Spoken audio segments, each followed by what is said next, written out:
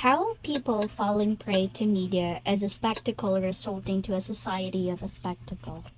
Wow, that's a very good question.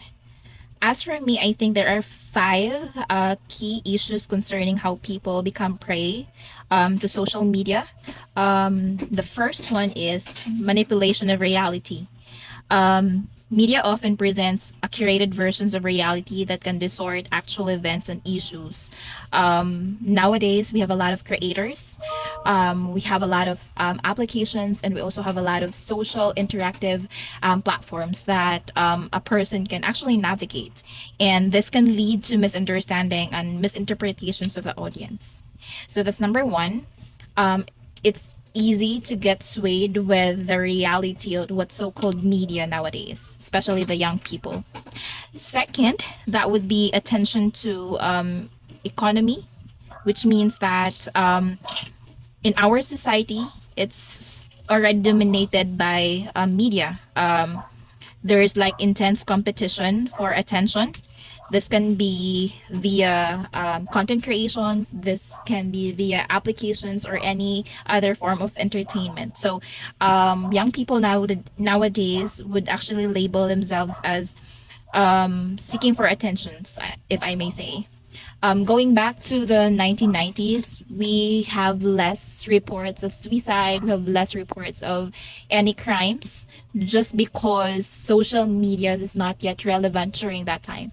So I think with this so-called attention to economy just because of social media, it really did impact how young people, not just young people though, but how people in general react.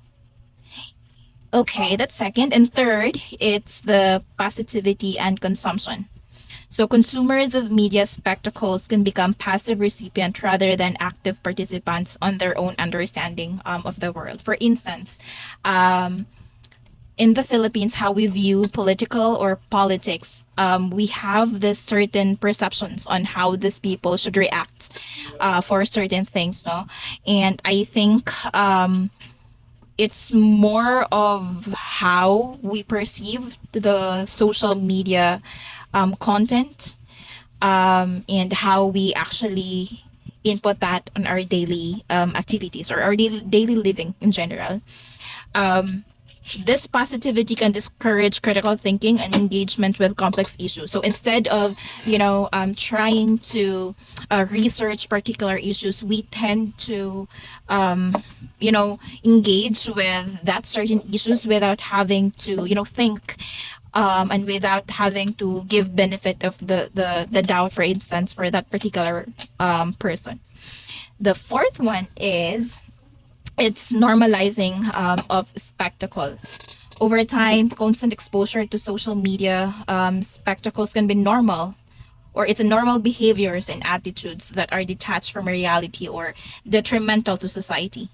This can blur, the lines between what is genuine and what is manufactured for entertainment or manipulations. For example, you're following a creator, and in order for that creator to be recognized, whether that's local or international, that particular creator would actually create contents that's not so nice. May it be violence, may it be hatred. So I think with this so-called media spectacle that actually blur the lines on what we known as funny or comedy or what's really the reality on how people should react.